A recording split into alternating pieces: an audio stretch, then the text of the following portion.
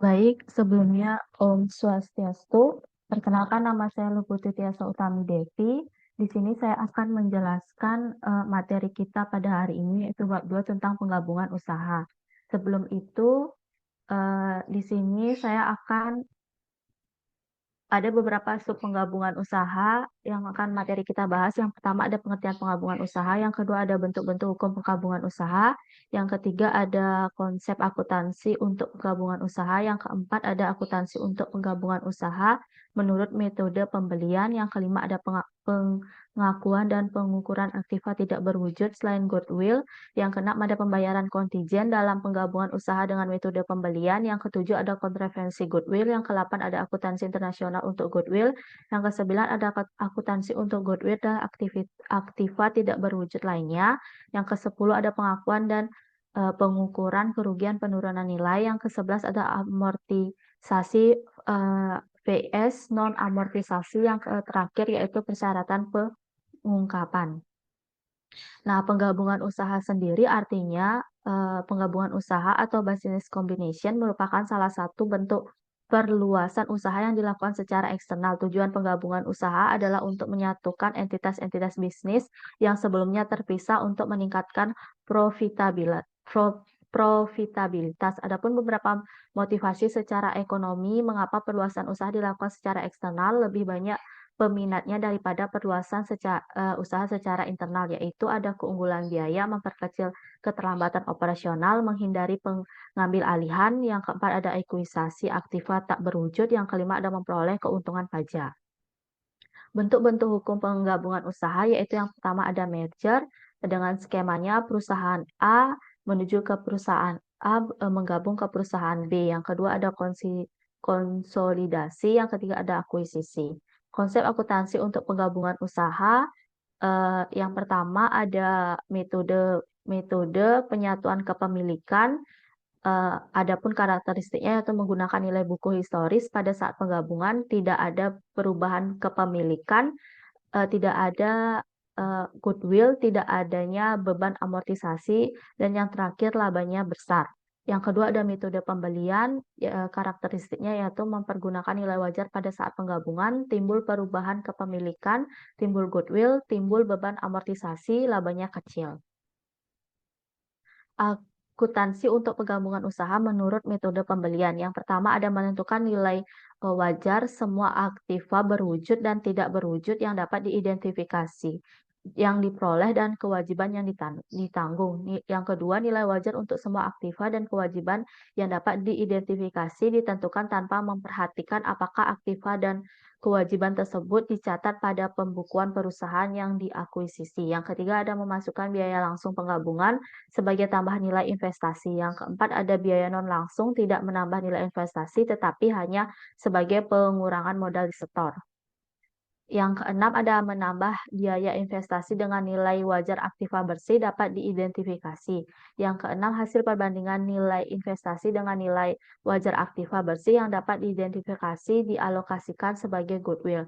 Yang ketujuh ada goodwill yang terjadi karena nilai investasi lebih besar daripada nilai wajar aktiva bersih yang dapat diidentifikasi disebut sebagai goodwill positif. Yang ke-8 ada jika nilai investasi lebih kecil daripada nilai wajar aktiva bersih yang dapat diidentifikasi maka dialokasikan sebagai goodwill negatif. Yang ke-9 ada goodwill positif dialokasikan sebesar goodwill-nya pada posisi aktiva dalam neraca. Yang ke-10 goodwill positif dialokasikan sebesar proporsilnya atau selisih nilai investasi dengan nilai wajar aktiva bersih dibagi dengan nilai wajar aktiva tidak lancar dan dibebankan ke aktiva tidak lancar. Pengakuan dan pengukuran aktiva tidak berwujud selain goodwill, yaitu suatu perusahaan mengakui setiap aktiva tidak berwujud yang dapat diidentifikasi dan diberi nama. Sekarang perusahaan harus mengakui aktiva tidak berwujud yang terpisah dari goodwill hanya jika aktiva tersebut termasuk dalam satu dari dua kategori aktiva yang tidak berwujud yang dapat diakui harus memenuhi baik kriteria keterpisahan maupun kriteria hukum kontraktual. Pembayaran kontingent dalam penggabungan usaha dengan metode pembelian. Beberapa penggabungan usaha dengan metode pembelian memberikan pembayaran tambahan kepada para pemegang saham sebelumnya dari perusahaan yang diakuisisi, tergantung pada transisi atau peristiwa di masa depan. FABS memberikan FABS memberikan pedoman akuntansi untuk pembayaran kontingent dalam penggabungan usaha dengan metode pembelian. Pembayaran kontingent mungkin melibatkan distribusi kas atau aktiva lainnya atau penerbitan sekuritas utang atau ekuitas. Kontroversi goodwill.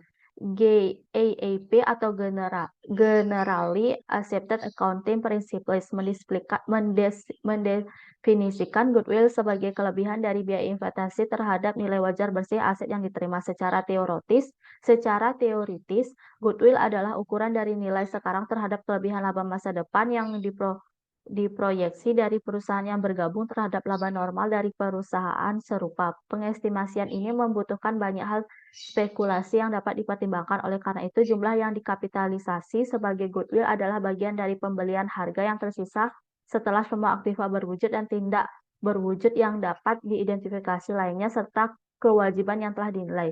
Kesalahan dalam penilaian beberapa aset lain akan mempengaruhi jumlah yang dikapitalisasi sebagai goodwill.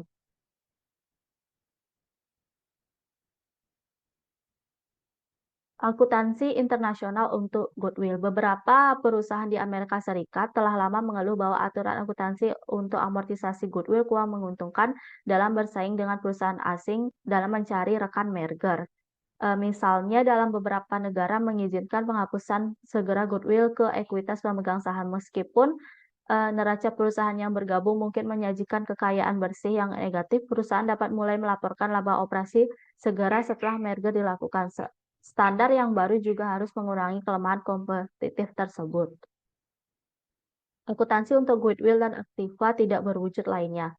Financial Accounting Standard Board atau FABS mengubah akuntansi untuk goodwill dalam FABS setelah mempertahankan perhitungan dasar goodwill. Tetapi standar-standar yang direvisi mengurangi banyak kontroversi yang terjadi sebelumnya. Menurut FABS, perusahaan mencatat goodwill tapi tidak mengamortisasinya. FABS mengharuskan perusahaan menilai goodwill secara periode untuk penurunan nilainya. Penurunan nilai terjadi apabila nilai goodwill dicatat lebih besar dibandingkan nilai wajarnya. Pengakuan dan pengukuran kerugian penurunan nilai. Penetapan penurunan nilai menurut FABS Statement Nomor 142, yaitu yang pertama ada perusahaan harus membandingkan nilai yang tercatat atau nilai buku dengan nilai wajar pada tingkat unit pelaporan bisnis. Yang kedua, membandingkan nilai buku goodwill dengan nilai wajarnya. Perusahaan harus menetapkan penurunan nilai goodwill setidaknya sekali setelah FABS Statement 142 mengharuskan penetapan penurunan nilai yang lebih jika setiap perusahaan berikut terjadi. Yang satu, ada perubahan signifikan yang tidak diinginkan dalam faktor hukum atau iklim cuaca. Yang kedua, tindakan atau penilaian yang tidak diinginkan oleh regulator. Yang ketiga, ada persaingan yang tidak diantisipasi. Yang keempat, ada kehilangan karyawan kunci. Yang kelima, ekspektasi yang mungkin terjadi bahwa unit pelapor atau bagian unit pelaporan yang signifikan akan dijual atau dilepas. Yang keenam, ada pengujian untuk pemulihan kelompok aktiva yang signifikan menurut statement 121 dalam unit pelaporan. Yang ketujuh, ada pengakuan kerugian penurunan nilai goodwill dalam laporan keuangan anak perusahaan yang merupakan komponen unit pelaporan. Ada amortisasi vs non-amortisasi. Amortisasi.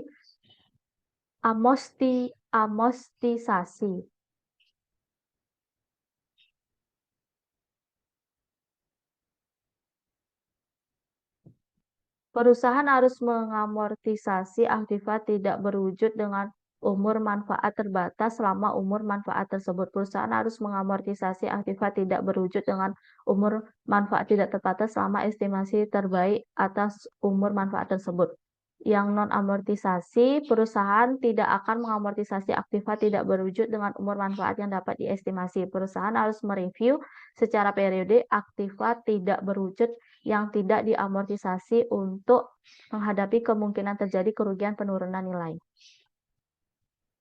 Ada persyaratan pengungkapan. Informasi yang berhubungan dengan beberapa akuisisi kecil dapat digabungkan untuk tujuan pengungkapan. Untuk akuisisi yang material, Catatan atas laporan keuangan pada periode penggabungan harus mencakup informasi tambahan dengan dasar pro forma sebagai berikut. 1. Ada hasil operasi periode berjalan seolah-olah perusahaan telah bergabung pada awal periode. Yang kedua, hasil operasi periode sebelumnya seolah-olah perusahaan telah bergabung pada awal periode tersebut jika perusahaan menyajikan laporan keuangan komparatif. Untuk aktiva tidak berwujud dapat diperoleh baik secara individu maupun kelompok aktiva. Informasi berikut harus diungkap dengan catatan atas laporan keuangan periode akuisisi. Yang pertama ada untuk aktiva tidak berwujud yang diamortisasi. Jumlah total yang dibebankan dan jumlah yang dibebankan ke setiap aktiva tidak berwujud lama. Yang kedua, ada jumlah setiap nilai rendu yang signifikan dalam jumlah total dan dengan kelas aktiva tidak berwujud utama. Yang ketiga, ada penonda amortisasi rata-rata terumbang dalam jumlah total dan dengan kelas aktiva tidak berwujud utama. Yang kedua, ada untuk aktiva tidak berwujud yang tidak diamortisasi, jumlah total yang dibebankan dan jumlah yang dibebankan setiap kelas aktiva tidak berwujud utama. Yang ketiga, ada jumlah aktiva untuk penelitian dan pengembangan yang diperoleh dan dihapus pada periode 1 serta pos terkait dalam laporan laba rugi di mana jumlah yang dihapus tersebut diagregasikan.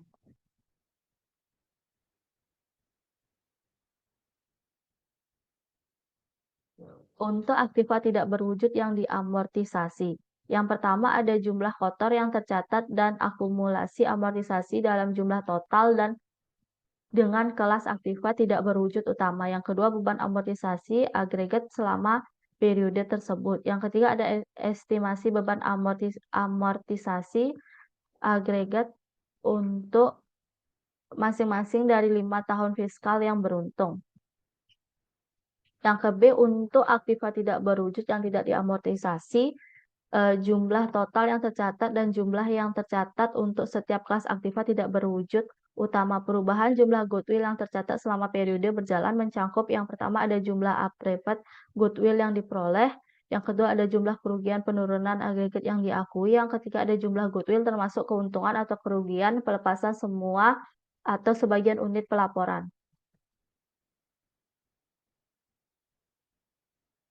Untuk setiap kerugian penurunan nilai yang diakui yang terkait dengan aktiva tidak berwujud, informasi berikut harus diungkapkan dalam catatan atas laporan keuangan yang mencakup periode di mana kerugian penurunan nilai diakui. Yang pertama ada deskripsi mengenai penurunan nilai aktiva tidak berwujud dan fakta-fakta serta situasi yang menimbulkan penurunan nilai. Yang kedua ada jumlah kerugian penurunan nilai dan metode untuk menentukan nilai wajar. Yang ketiga ada judul dalam laporan laba rugi atau laporan aktivitas di mana kerugian penurunan nilai diagregasikan. Yang keempat ada jika memungkinkan segmen di mana penurunan nilai aktiva tidak berwujud dilaporkan menurut statement 131. Untuk setiap kerugian penurunan nilai goodwill yang diakui, informasi berikut harus diungkapkan dalam catatan atas laporan keuangan yang mencakup periode di mana kerugian penurunan nilai diakui. Yang satu ada deskripsi fakta-fakta dan situasi yang menimbulkan penurunan nilai.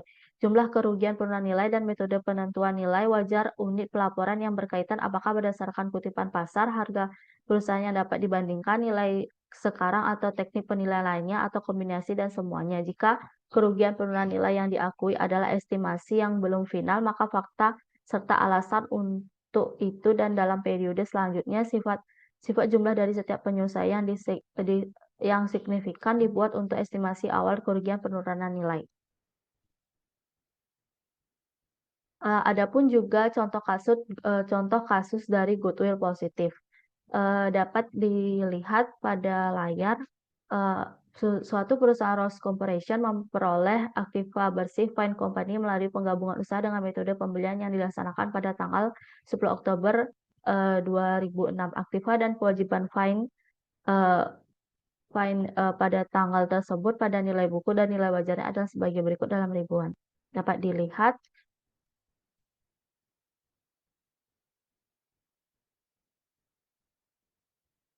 Fine Corporation membayar 500.000 dolar tunai dan menerbitkan 60.000 lembar saham biasa dengan nilai nominal 15% per saham dan nilai pasar 25 dolar per saham untuk memperoleh aktiva bersih Fine Corporation. Diminta yaitu yang pertama buatlah jurnal penggabungan usaha pada pembukaan Rose Corporation pada tanggal 10 Oktober 2005. Bagaimana hasil analisis penggabungan usaha Rose Corporation dengan Fine Corporation sehubungan dengan perbandingan nilai investasi dengan nilai wajar aktiva bersih. Yang ketiga ada susunan neraca Rose Corporation setelah penggabungan usaha.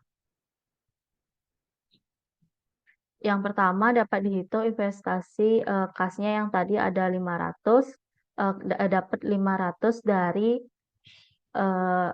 dapat 500 dari di sini. Yang ini 500.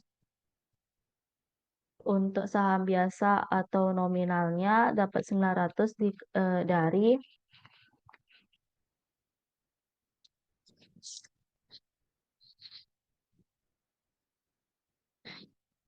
dapat 900 dari 60 dikali dengan 15.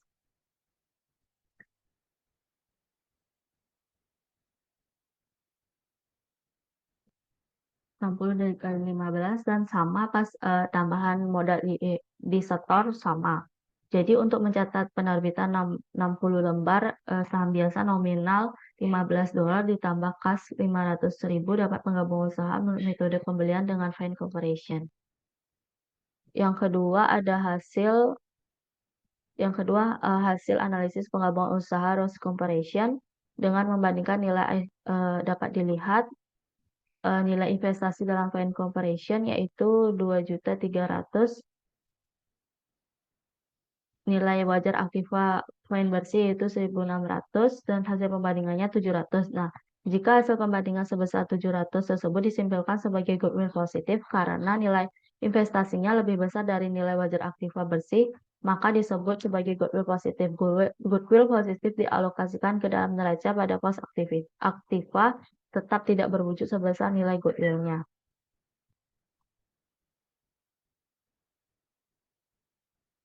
Nah, lanjutannya soal yang ketiga dapat dilihat pada neracanya. Ini didapat dari tabel tadi di saat nilai wajarnya.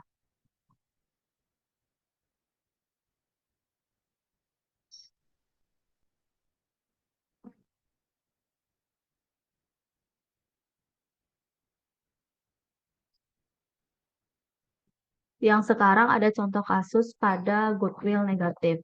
Suatu perusahaan Rose Corporation memperoleh aktiva bersih Fine Company melalui penggabungan usaha dengan metode pembelian yang dilaksanakan pada tanggal 28 Desember 2008. Aktiva dan kewajiban Fine pada tanggal tersebut pada nilai buku dan nilai wajarnya adalah sebagai berikut. Dapat dilihat pada tabel.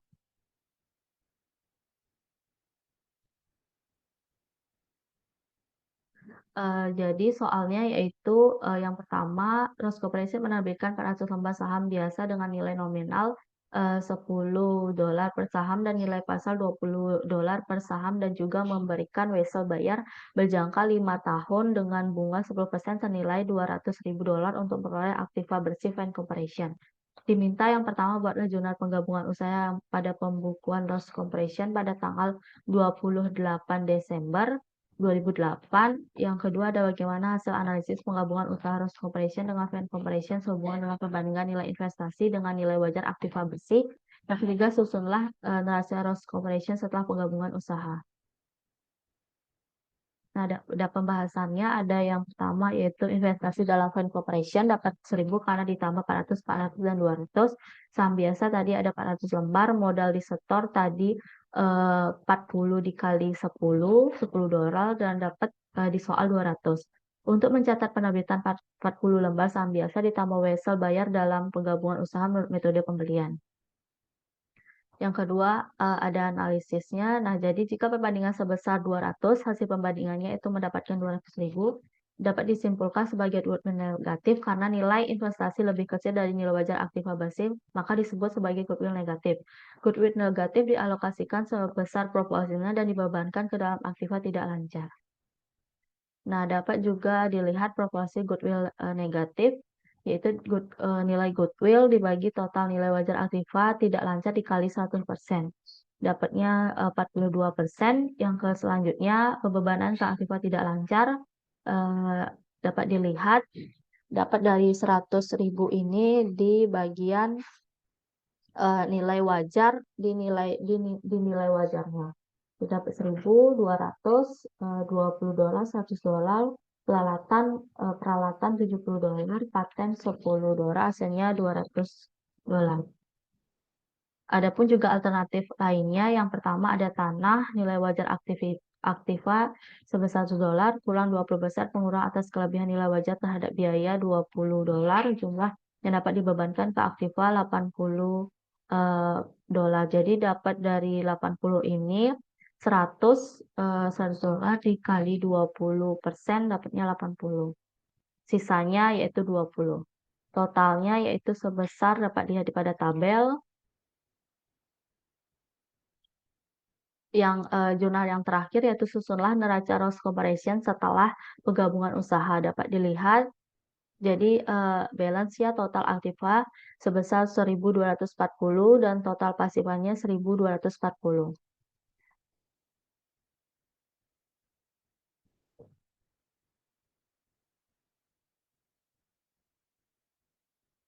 Baik, sekian dan terima kasih dari presentasi saya pada hari ini. Mohon maaf apabila salah kata. Saya tutup dengan Parama Santi. Om Santi Santi Santi Om.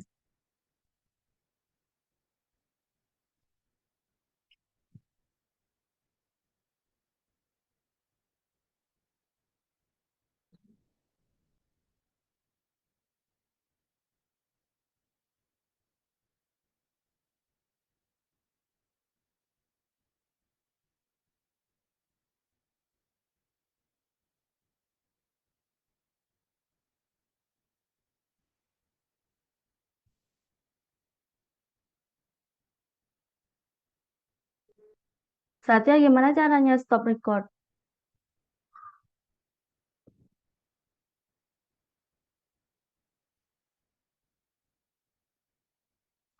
Pause dulu ya. Langsung aku langsung ek aja sih. Ih, aku takut nih.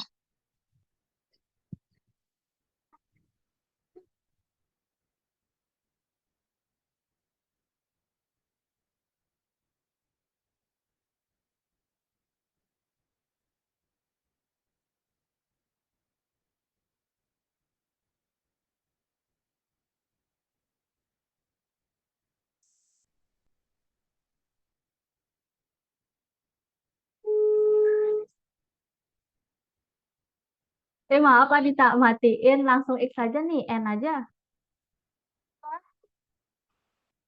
Simpel Iya, aku takut no.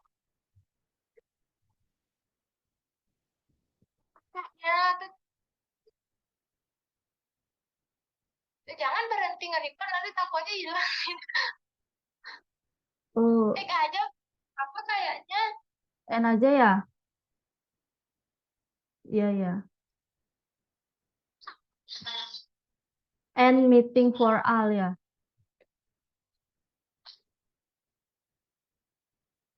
Terus tak matiin ya.